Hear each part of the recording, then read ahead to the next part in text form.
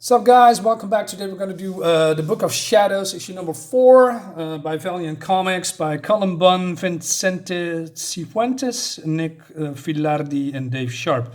So this is the last one in the series. Well, in the Book of Shadows series, I mean. And let's see if it's good or not.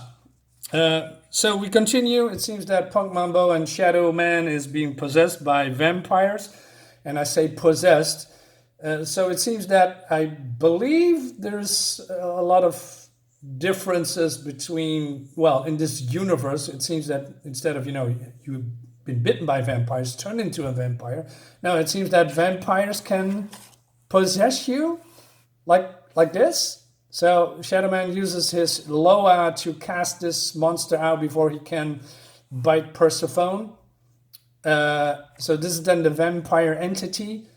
So all right, that happens. Punk Mambo is still possessed, though. So that's weird. So, yeah, Shadowman is turning into himself again. And he says, it's me. I'm all right. I'm myself again. But then, Exarch Fane is here. And he's doing this. And he wants to talk to Persephone for reasons. And she says, "You need not run, child. I will not harm you. Quite the contrary, in fact." And he says, "Run. I have seen what he wants. So run and don't stop," he says. But then Exarch Fane says, No. Pish posh. I'm here to offer you purpose, child. That is what what you have been lacking, yes? That is what you need." What is this dialogue? Gooble gobble? Also, this reminds me of the horror movie from the 80s, Fright Night, with the very big vampire jaw. Google gobble. Come on. Anyway, so he says, "I offer the comfort of certainty. I understand your destiny. I know your story. The Book of Shadows whispered it in my ear." And he said, "What do you want?" She says. "I wanted a book. Then I wanted to feast. And now I want the Book of Shadows to become the Library of Darkness." All right. I thought to myself, that is cool. Somewhat. And but then elsewhere we have the new, Dr. Mirage and the Immortal Warrior. Is that an Immortal Warrior? Let's check the bio real quick. Eternal Warrior. I'm okay, cool. Close. So it seems, in the last issue, they crack the orb, then the souls are flying out, and then the souls are angry and they attacking our heroes here, and she cannot, hold them off anymore with their magic staff or whatever she has here. And Eternal Warrior says, "Don't they understand? We did not put them there. We have not damned them. We are not their enemy." So she tries to contact them, Dr. Mirage is trying to contact and talk to these souls. And she says, "I know you're angry. I know you're afraid. But I want to bring you peace." "No peace," says these souls. "Not while Exarch Fane lives. Not while our souls ink the new pages of his book. He must pay for what he has done." And she says, "Then help us. We need each other. I'm done trying to repel you. Do you understand? I welcome you." So they are, going into her body, and then there's some kind of power up.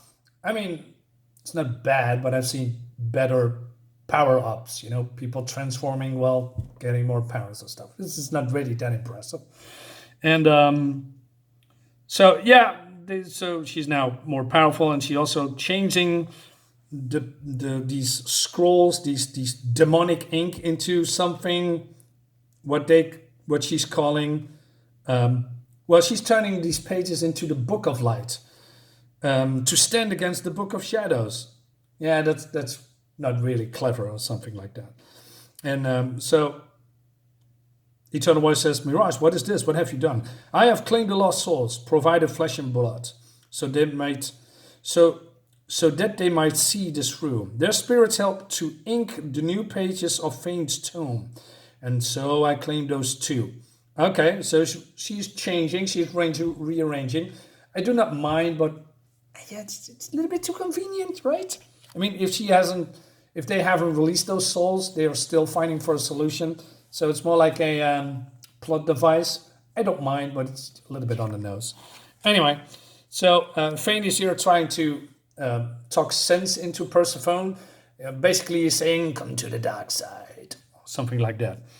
And he says, "I gorge myself until there is nothing left to devour. I cannot, however, contain the power I need, not on my own. I need a second host, someone strong enough to wield the new pages I'm writing. And so many new stories to tell, so many new horrors." And she says, "No, I won't do it. That's not why I'm here." And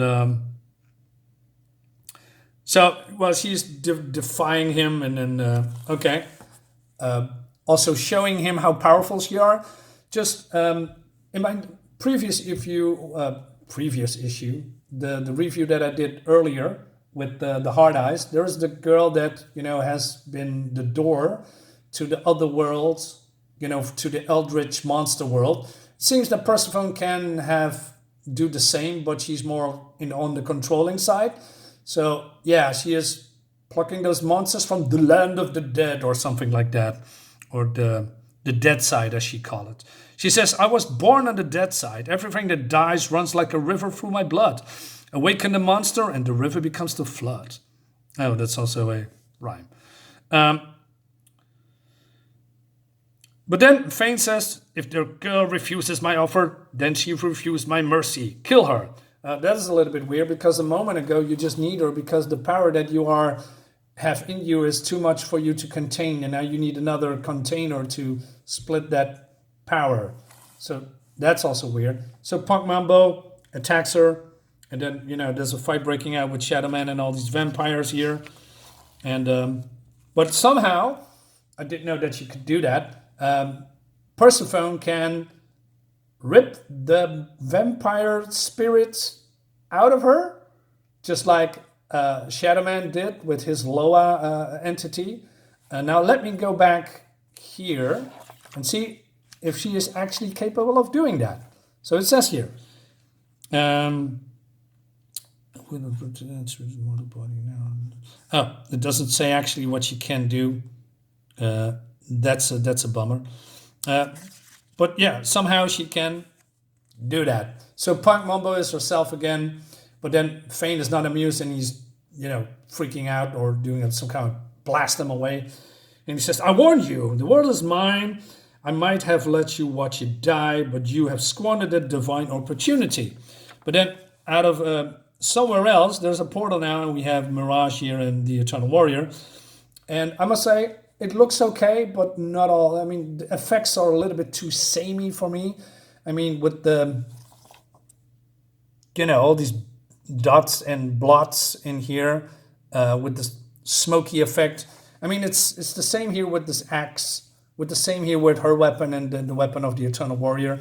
So if you have magic weapons, I think it's way cooler than, distinguish them from another. Not aesthetically, but also when it comes to magic. You could do some runes in here, or, lose the glowing thing. I mean, this glows, this glows, this glows. So, but we have actually no idea what they can do. Is this powerful than this one? Or this powerful than that one? I don't know, because it looks the same. Yeah, I think it's not really well thought out, this particular part. Anyway, so she talks about that the pages has been read, consumed, they belong to her. And Fane says, "You cheeky little fool, you are but human. You cannot possibly control such power. Not for long." And she says, "Long enough." Okay.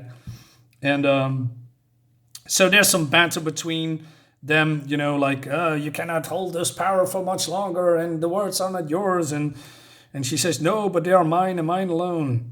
And then he says, "You can feel it, can't you? The hunger tearing at you, only a fraction of what I feel myself." And she says that the power that he has, he will strip it, or she will strip it. And there's a fight breaking out, and it looks cool and all that stuff. But what is with these wolves, man? This looks so weird.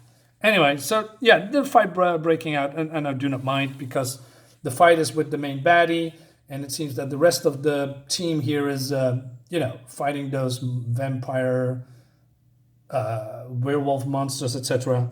Well, Dr. Mirage is dealing with Fane, and she says, "No, The book is mine, you can have it. It seems that she's, I don't know, pulling souls out of his. I'm not sure. She says, no one will have it. We're erasing it, Fane. We're casting its words to the ether. You lost, Fane. The great feasting has turned against you. The Book of Shadows is eating you alive from the inside out. And then he says, well, you're not a god. You are not my better. I hold the power of the Book of Shadows. You're merely an annotation. And, he's blasting her. But then, I don't know, uses the axe to chop, cleave her or something in the chest. And he says, I've been studying the blasphemous text for centuries. You're an amateur. Did you think I wouldn't be prepared? Well, it doesn't look like you were prepared at all for this whole book. All right. And he says, tear them down. All of them. I want everything this pitiful world has to offer. Okay. So I think, okay, yeah, now it's gonna happen, right? The stakes are very high, so he's using his, I don't know, powers to do something. And then, they are still fighting. And let's see, Persephone is now looking out for Dr. Mirage. Where's the wound, by the way? Maybe she's healing herself. I'm not sure. But then, out of nowhere, the Eternal Warrior comes, and because they are, eternal enemies. And he says, let's finish this thing. This fight, one way or another. One way or another is ending. Dr. Mirage, he took some fight out of you, knocked you down a step or two. What is with this rhyming all the time? And he says, very pitiful, by the way, is this how you wanted to do our dance to the end, Gilad? Would you rather face me when I'm at my best? Is this how you beg? Is this how you plead for mercy? A pitiful effort, but even your best would have been wasted. All right, this is a little, it's being over a little bit too quick to my taste. It's not really a fight. He was already weakened. I know if this was real, I probably would do the same. But still, it was a little bit, not really. Anyway, so it seems that the vampires and wolves are disintegrating because, you can imagine, Fane conjured them, Mirage says, channeling the power of the book. Without them, they can maintain a foothold in the world. And she says, I think I need to go to the emergency room. So, yeah. And then this very impressive axe here. It looks not good at all, in my opinion. Anyway, so he says to Shadowman, hey, I think you should take it. And he says, well, I don't want it. And she's just walking away. You have some kind of a thing, you have been cleaved with this axe. You should be standing up and walking away. Anyway, and Punk Mambo, who doesn't like Persephone, says, hey, you did great out there, kid. Thanks. Let's not talk about it. Anyway, so Warrior says, what do we do with it? And Shadowman says, it's changing. I feel it shifting in my hand. I think we should hand it over to Dr. Strange, mystic of the martial arts, or that's not how you say it, master of the mystic arts. But, it's not Dr. Strange. It's this, I don't know who that is, but looks like a Dr. Strange kind of type magic guy. And what happened to this axe? It turned into a book. And the book is now rewritten. I mean, according to them, it's rewriting itself. So, and then there's some blah, blah, blah there. And everybody's going their own way. And Shadowman says to Persephone, she likes you. Come on. I'm just saying. And with she, I mean, Punk Mambo, I guess? Yeah, and now the world is all fine and good again. All right. This is a disappointing ending. I mean, Fane is come over as a very powerful creature and being, and he's been, I don't know, cut to size in an instant. Like very, very, very easy. I know it's not a bad ending because he was weakened, but I know still. And what happened to those magic tattoos that's been etched into the world? It was a big thing because if the tattoos were completed, the world would end it or something like that. Not only that, there was another entity in issue number 3, and there was this guy. He is, I don't know, linked to this Fae monster. He's basically controlling everything. I guess he's giving him the orders to do it. Where does he or it go? Never to be seen again. So, yeah, this was a disappointment. I don't dislike it, but it's more like, yeah, it fizzled out. I believe that's the best word. It's not really an epic conclusion. It's more like, yeah, okay, it's over. And that's that. Yeah, too bad. But we have something new coming, I believe. Oh yeah, by the way, so this new Shadowman art looks great, by the way. This is just the cover, I mean the interior art. I still cannot get issue 1, unfortunately, of Exo Manowar, but it's been drawn by Liam Sharp, and I'm a big fan of his, so I really want to have it. I ordered the other issues, but you know, issue 1's gonna be a problem. And then this is gonna be the interior art of the new Shadowman. And I must say I'm not disliking it. I mean, actually looks good. The colors looks nice too. So maybe I'm gonna pick it up. We're gonna see.